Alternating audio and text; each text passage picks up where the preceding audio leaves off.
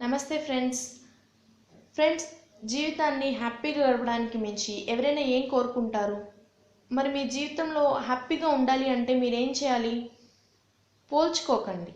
అవును, మీరు ఇతరులతో పోల్చుకోవటం మొదలు పెడితే ఇక మీ జీవితం బాధాకరంగా మారిపోతుంది. వాళ్ళకి అది ఉంది, ఇది ఉంది, నాకు లేదు అంటూ ఫీల్ అవటం స్టార్ట్ అయితే మీకు ఎంత ఉన్నా సరే మీరు హ్యాపీగా ఉండలేరు. కృతజ్ఞతాపూర్వకంగా ఉండండి.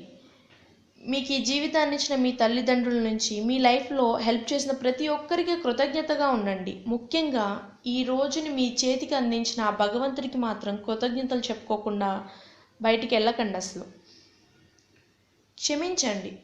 అవును, ప్రతి వ్యక్తిని క్షమించండి, వారు ఎలాంటి వారైనా సరే. ఒక మనిషిని మీరు క్షమించలేకపోతున్నారు అంటే ఆ మనిషి అనే ఒక చెత్తని మీ తలపై మోస్తూ దాని నుంచి వచ్చే చెత్త వాసన భరిస్తున్నారన్నమాట. మనం రోజు డస్ట్బిన్ ఎలా క్లీన్ చేసుకుంటామో అలాగే ఆ రోజు మీ మైండ్ని క్లీన్ చేసుకొని నెక్స్ట్ డేని ఫ్రెష్గా స్టార్ట్ చేయండి.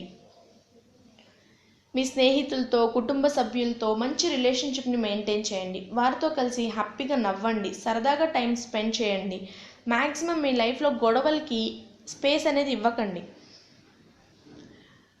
మిమ్మల్ని మీరు ప్రేమించుకోండి.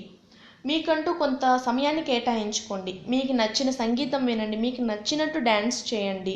దీనివల్ల మీ గురించి మీకు అంతా తెలుస్తుంది. మెడిటేషన్, ప్రాణాయామం వంటివి చేయటం అలవాటు చేసుకోండి. దీనివల్ల మీకున్న టెన్షన్స్ అంతా దూరం అయిపోయి మీరు హ్యాపీగా ఉండడానికి తోడ్పడుతుంది. టెన్షన్స్ లేకపోతే మనిషి ఆరోగ్యంగా ఉన్నట్టే, ఆరోగ్యంగా ఉంటే మీరు హ్యాపీగా ఉన్నట్టే లెక్క.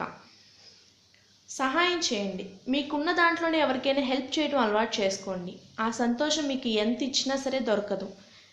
ఫ్రెండ్స్, ఇవి నాకు తెలిసిన కొన్ని మార్గాలు. మీకు కనుక ఈ వీడియో నచ్చితే లైక్ చేయండి. మరిన్ని వీడియోస్ కోసం సబ్స్క్రైబ్ బటన్ని క్లిక్ చేయడం మాత్రం మర్చిపోకండి. Thank you so much.